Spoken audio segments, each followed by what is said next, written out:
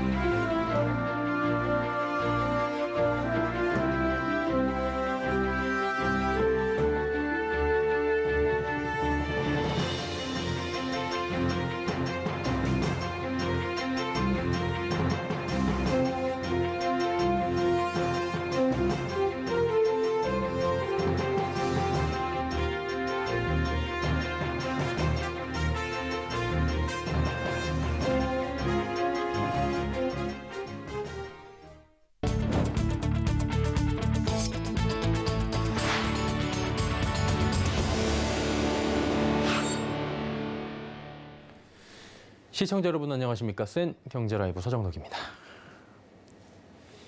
서울 아파트 매매 시장이 얼어붙고 있는 가운데 전월세 임대차 거래는 활발한 모습입니다. 금리가 오르며 전세 대출과 관련된 이자 부담이 크기 때문으로 풀이되는데요.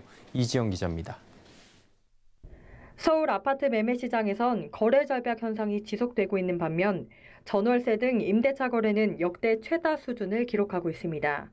서울 부동산 정보광장에 따르면 7월 서울 아파트 매매 거래량은 643건으로 역대 최저를 기록했습니다. 오늘까지 집계된 8월 거래량은 540건이고 9월 거래량은 73건에 그쳤습니다. 하지만 매매 시장과 달리 임대차 시장은 거래가 활발합니다. 부동산 앱 직방에 따르면 올해 상반기 서울 아파트 전월세 거래는 총 11만 6,014건으로 집계됐습니다. 전세 6만 8,426건, 월세 4만 7,588건을 기록했는데 관련 집계를 시작한 2011년 이후 최다 거래량입니다. 매매 거래 위축에 따라 임대차로 수요가 이전된 걸 수도 있고요.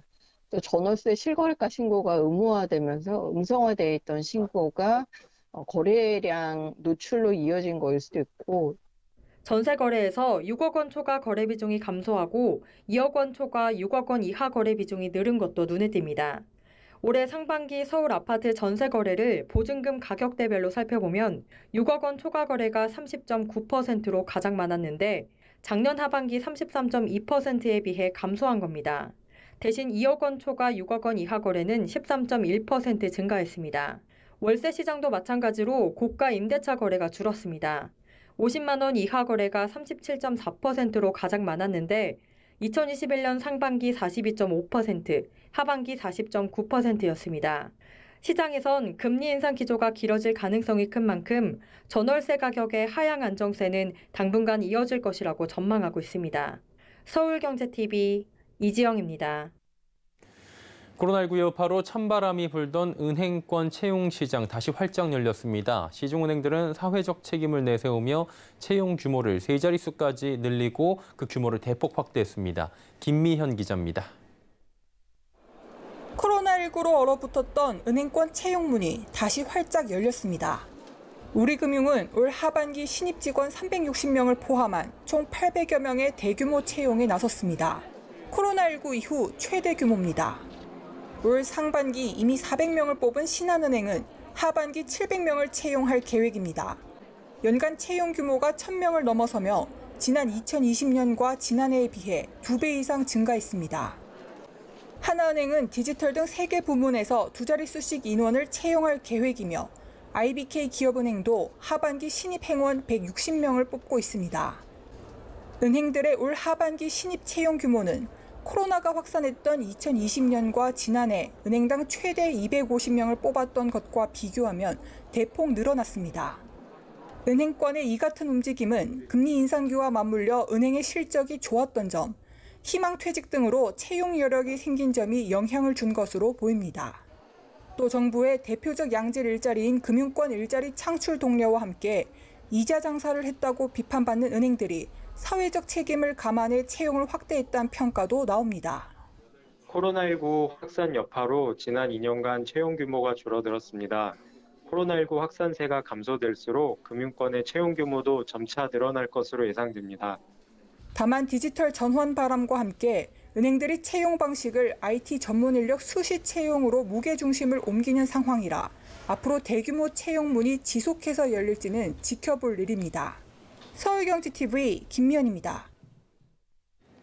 최근 대형마트들은 기존의 오프라인 매장을 넘어 배달 서비스까지 그 영역을 확장하고 있죠. 홈플러스는 온라인 배송 서비스를 강화하기 위해 오늘 밤 당일 배송을 확대 운영하겠다고 밝혔는데요. 그런데 근로자들의 업무가 가중되는 건 아닌지 우려의 목소리도 나옵니다. 서지윤 기자입니다. 홈플러스의 당일 야간 배송 서비스. 저녁 7시까지 온라인으로 주문을 완료하면 당일 밤 12시까지 상품을 받을 수 있습니다.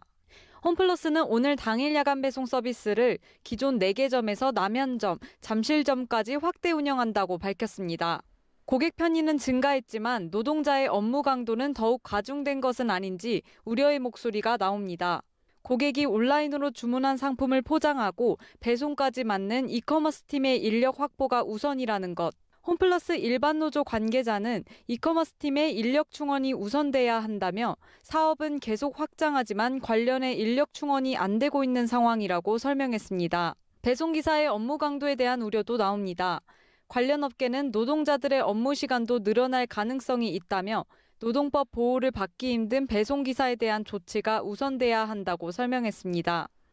임금 노동자가 전혀 아닌 그런 사람들의 이제 일하다가 다치는 경우에 대한 이제 보상이나 보호라든가 아니면 또 다른 그 일하다가 부딪히는 문제에 대해서 여러 보호를 받지 못하는 그런 식의 사항을 우리가 많이 얘기를 하게 되는 것이죠.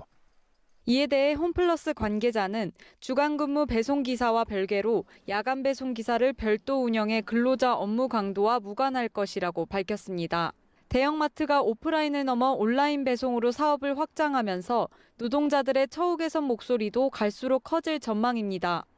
서울경제TV 서지은입니다.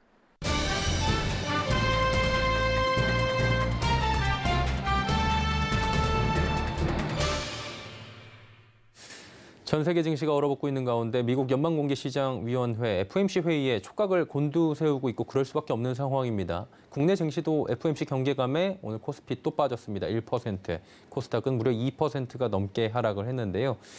결론적으로 말씀드리자면 증시 상황이 지금 녹록지가 않습니다. 증시 주요 변수와 향후 전망들까지 증권부 김혜영 기자와 자세히 짚어보도록 하겠습니다. 어서 오세요. 안녕하세요. 예. 이번 주에 볼 건 딱 하나입니다. 미국 FOMC 회의인데 어떤 행보가 지금 예상되고 있습니까? 네, 연준의 기준금리 인상이 이번 주로 다가왔습니다. 현지 시간 20일부터 이틀간 미국의 9월 FOMC 회의가 열립니다. 관건은 금리 인상을 얼마나 하느냐 그 상승폭인데요. 지난 8월 미국의 CPI가 발표가 됐는데 시장의 예상치를 상회를 했습니다. 이 때문에 고강도 긴축에 대한 우려를 재점화한 상황인데요. 현재 증권가에서는 이 때문에 미국의 기준금리를 0.75%포인트 인상하는 자이언트 스텝을 다시 한번 단행할 것으로 예측하고 있습니다. 노무라 증권 등 일각에서는 1%대의 초강수 전략을 펼치지 않겠냐 이런 부분도 전망이 나왔지만 증권가에서는 현실적으로는 이 부분은 가능성이 좀 낮다라고 평가하고 있습니다. 일단 0.75%포인트만 인상을 해도 3회 연속 자이언트 스텝이기 때문에 시장에서 부담이 좀 올 수 있거든요. 네. 그러면 금리 인상과 관련해서는 어느 부분에 좀 집중을 할까요? 네, 사실 시장의 가장 큰 관심사는 금리를 얼마를 올릴까보다는 어디까지 올릴까가 더 큰 관심사입니다. 예. 이 때문에 FOMC 이후에 나올 파월 연준 의장의 기자회견에서의 메시지와 또 향후 전망 등이 굉장히 중요한 상황인데요. 향후 연준의 행보를 예측해 볼 수 있는 힌트를 어느 정도 얻을 수 있기 때문으로 풀이가 됩니다. 특히 이번 FOMC는 지난 7월과 달리 위원들이 금리 인상 전망과 인플레 전망 등을 내놓을 텐데요. 이에 기준금리 인상폭과 금리 결정 근거와 전망, 올해와 내년 예상되는 기준금리 인상폭에 대한 관심이 쏠릴 것으로 보여지고 있습니다. 예, 김혜영 기자가 주목할 만한 부분 3가지를 지금 딱 보기 좋게 정리를 해줬습니다. 그리고 이와 함께 미국의 긴축 기조가 결국 연결되는 거거든요. 증시를 짓누르는 게 이제 환율 부분인데 강달러가 이어지고 있어요. 한미 간의 금리 역전 우려가 이제 거의 기정사실화되는 것으로 봐야 되겠죠? 네, 맞습니다. 달러 초강세를 의미하는 킹달러 시대가 지금 지속되고 있습니다. 원달러 환율이 1,400원대 목전에 있는 상황인데요. 당국이 적극적인 구두 개입에 나서고는 있지만 사실상 백약이 무효한 상황입니다. 여기에 미국이 이번에 연준에 0.75% 금리를 인상하게 된다면 한국과 미국 간의 금리 역전 현상은 기정사실화가 되는 부분인데요. 문제는 향후 이 격차가 더욱더 커질 수 있다는 부분입니다. 지금 미국에서는 연말에 4%에서 4.25%대까지 기준금리가 올라갈 것으로 전망이 되고 있습니다. 반면에 지금 우리나라 같은 경우에는 앞으로 한은의 금통위가 2번 정도 더 남았는데요. 시장에서는 0.25%포인트의 인상을 예상하고 있는데 이렇게 2번을 단행을 해도 3%에 불과한 상황입니다. 결국 한국과 미국 간의 금리 역전은 1%까지 커질 가능성이 지금 굉장히 농후하고요. 이렇게 되면 외국인들의 자본이 유출이 되게 됩니다. 실제 지금 통계로도 어느 정도 나타나고 있는데요. 지금 코스피 시장에서 외국인의 비중이 13년 만에 최저인 30%대까지 쪼그라들었습니다. 결국 이런 우려들이 계속 나오면서 자본 유출과의 우려를 계속해서 키우고 있는 모습인데요. 다만 지금 이번 주 한미 정상회담이 예정이 돼 있습니다. 이 자리에서 통화 스와프 얘기가 좀 논할 것이다라는 이야기가 나오면서 과연 달러 강세 기조가 조금 주춤해질 수 있을지 이 부분을 좀 예의주시해서 살펴봐야 할 것 같습니다. 예, 미국 FOMC가 2번이 11월, 12월이 남았기 때문에 이번에 자이언트 스텝을 한 뒤에 0.5씩 2번만 올리면 4%, 말씀해 주신 대로 지금 1% 정도의 역전이 됩니다. 그러다 보니까 금리 인상, 킹달러, 악재가 켜켜이 쌓인 모습입니다. 증권가 어떻게 전망합니까? 네, 지금 오늘 코스피 1%, 코스닥 2% 굉장히 많이 떨어졌죠. 경계감이 여전한데 증권가에서 전망은 굉장히 어둡습니다. 인터뷰 먼저 들어보시죠.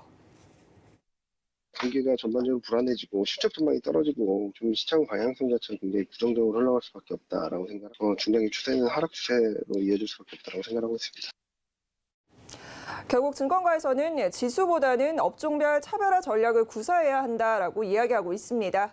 예를 들어 신재생 에너지나 2차 전지처럼 구조적 성장주에 관심을 조금 둬야 한다라는 이야기가 나오고요. 또한 환율이 워낙 높다 보니까 고환율 수혜주 찾기에도 좀 나서봐야 한다라고 보고 있는데 자동차나 조선, 의류, OMD 관련 업종 제시를 했고요. 또 다른 일각에서는 현금 비중을 늘리는 것도 하나의 방법이 될 수 있다라고 조언하고 있습니다. 예, 큰 변곡점이 될 수 있겠죠. FOMC 회의를 앞두고 증권가 전망들까지 함께 짚어봤습니다. 증권부의 김혜영 기자였습니다. 고맙습니다.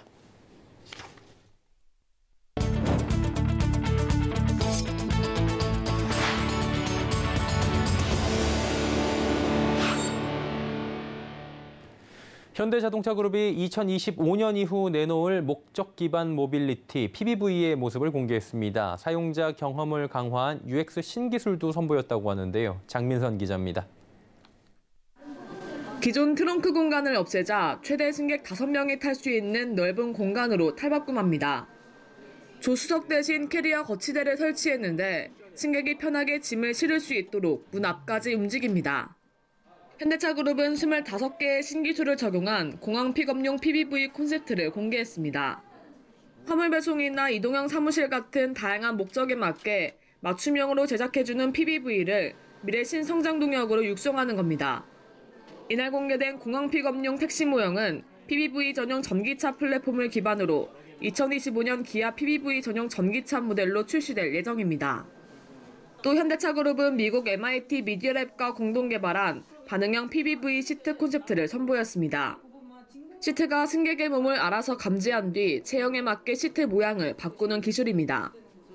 이외에도 현대모비스는 오피스 모드를 켜면 자율주행과 함께 운전대가 사라지고 개인 작업 공간이 마련되는 모드 변환 콕핏을 선보였습니다. 탑승객에 따라 실내 공간을 유연하게 활용할 수 있는 기술인 현대 트랜시스의 다목적 모빌리티 시트 시스템도 공개됐습니다. 저희 현대자동차 그룹은 다양한 활동을 통해서 고객들을 이해하는 내용들을 UX라고 하는 큰 개념을 통해 미래 모빌리티를 개발하는 큰 축으로 삼고 있습니다. 현대차그룹은 2025년 하반기 양산을 목표로 연간 최대 15만 대의 생산 능력을 갖춘 국내 최초 신개념 PBV 전기차 전용 공장을 짓는 등 2030년까지 글로벌 PBV 1위 브랜드로 거듭나겠다는 포부입니다. 서울경제TV 장민선입니다. LG전자가 디오스 오브제 컬렉션 김치 냉장고 신제품을 출시하며 라인업을 강화했습니다. 우리 기업들은 차별화된 기술력을 앞세워 K가전의 위상을 높이고 있는 모습인데요. 김수빈 기자입니다. LG전자가 LG디오스 오브제 컬렉션 김치 냉장고 신제품 9종을 선보였습니다. 냉장고와 김치 냉장고를 함께 구매하는 고객의 증가 추세에 따라 이번 신제품의 공간 인테리어 가전 오브제 컬렉션 라인업을 강화한 겁니다. 오브제 컬렉션 주력 모델인 기존 491리터 제품에 이어 새롭게 402리터 스탠드식부터 128리터 뚜껑식까지 확대 적용했습니다. 이번 신제품은 디오스 김치 냉장고의 차별화된 성능과 편의성을 그대로 계승했습니다. 김치 맛을 지키는 본질에 충실하면서 주방 인테리어까지 생각할 수 있는 것이 특징입니다. 이 제품은 업가전의 첫 김치 냉장고로 구입 후에도 새로운 기능을 업그레이드로 추가할 수 있습니다. 앞서 LG전자는 지난 1월 LG 싱큐앱으로 가전제품의 기능과 성능을 소프트웨어적으로 업그레이드할 수 있게 해주는 업가전 기술을 선보였습니다. 현재까지 19가지 제품을 업가전으로 출시했고 약 100개 콘텐츠를 업그레이드 제공하고 있습니다. 이를 통해 싱큐앱 사용 고객을 늘리고 보다 차별화된 고객 가치를 전달한다는 보관입니다. 한편 삼성전자 비스포크 냉장고는 독일 소비자 매체 스티바의 상냉장 한행동 냉장고 평가에서 3년 연속 1위를 차지하며 현지 소비자들의 마음을 사로잡았습니다. 양문형 냉장고 평가도 1위를 받으며 K가전의 제품력을 입증하고 있습니다. 서울경제TV 김수빈입니다.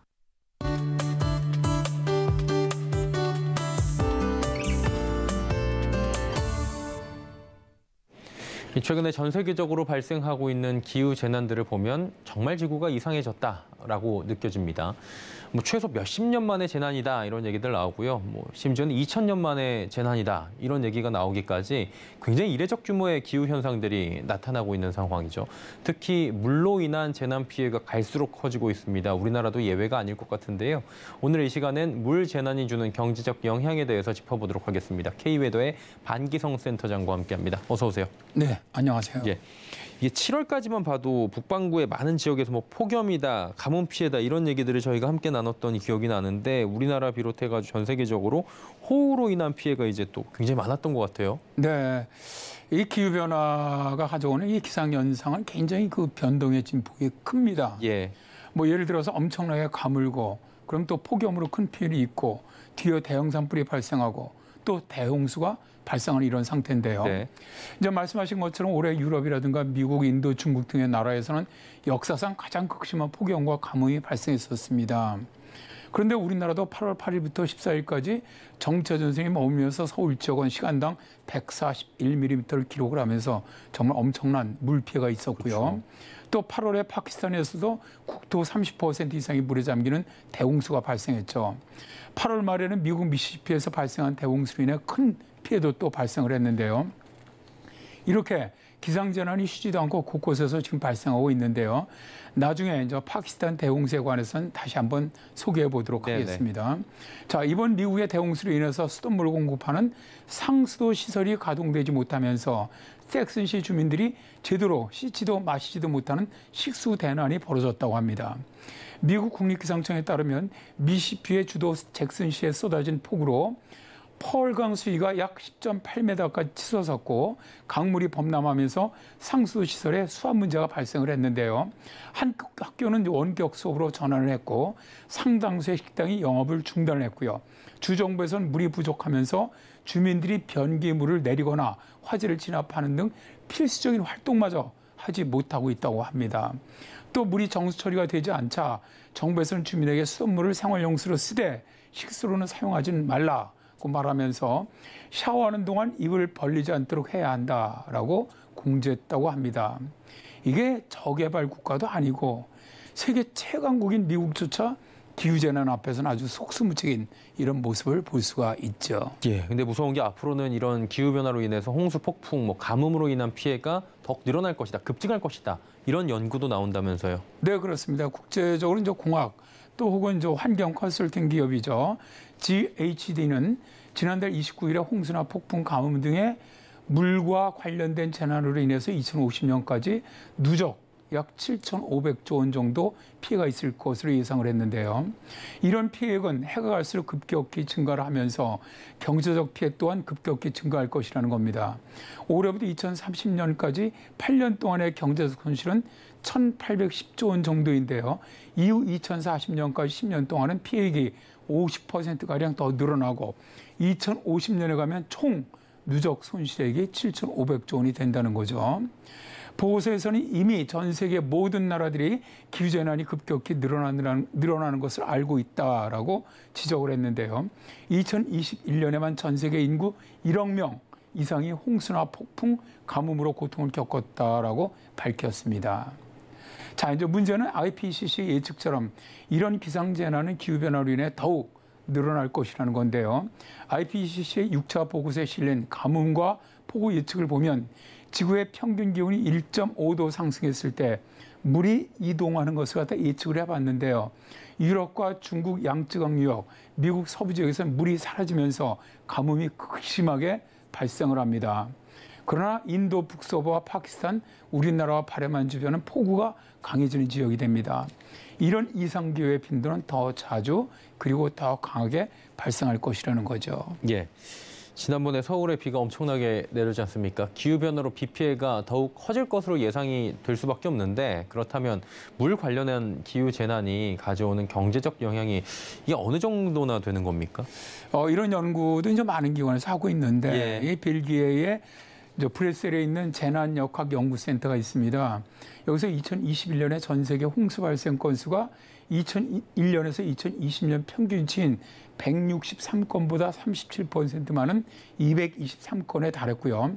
폭풍은 지난 10년 평균치보다 19% 늘어난 121건이었고 가뭄은 10년 평균보다 한 건 적은 15건이라고 발표를 했는데요. 이처럼 물과 관련된 재난이 늘어났는데 GHD 이 보고성 보고서에서는 물과 관련된 기후재난이 가져오는 경제적 피해는 폭풍이나 태풍이 전체의 49%로 가장 크고요. 홍수는 36%, 가뭄은 15%를 차지할 것으로 분석을 했습니다. 산업별로 가장 피해가 큰 분야가 제조업과 유통 분야로 경제적 피해액이 2050년까지 5,880조 원 정도로 가장 클 것으로 예상을 했고요. 이어서 생필품 업종과 유통 분야가 1,440조 원, 금융과 보험 분야가 710조 원, 농업 분야가 460조 원, 에너지와 수도, 전기 등의 기반시설 분야의 피해가 320조 원 정도가 될 것으로 보았습니다. 미국의 경우 한 해 평균 물과 관련된 경제적 손실이 국내 총생산의 0.5%에 이르고 저개발 국가 같은 경우는 이 비율이 더욱더 높아질 것으로 보았죠. 이제 이번에 그 파키스탄의 아주 비극적인 대홍수를 보고 참 아주 이제 마음이 많이 아팠는데요. 예. 안토니우스 구테우스 유엔 사무총장은 파국적인 기후재난이 1,000여 명의 목숨을 앗아갔다. 수백만 명이 집을 잃었고 학교와 병원도 파기가 되었다. 사람들의 희망과 꿈도 쓸려갔다라고 말했는데요. 미래의 기후변화는 이런 비극을 우리가 일상적으로 만나게 될 것으로 보고 있거든요. 기후변화에 정말 잘 대비를 해서 피해를 줄이는 이런 정책이 계획되고 시행되었으면 좋겠습니다. 예, 물 재난이 그리고 기후 재난이 이렇게 무섭다라는 걸 다시 한번 깨닫게 되는 것 같습니다. KU외대 반기성 센터장과 함께했습니다. 고맙습니다. 네, 감사합니다.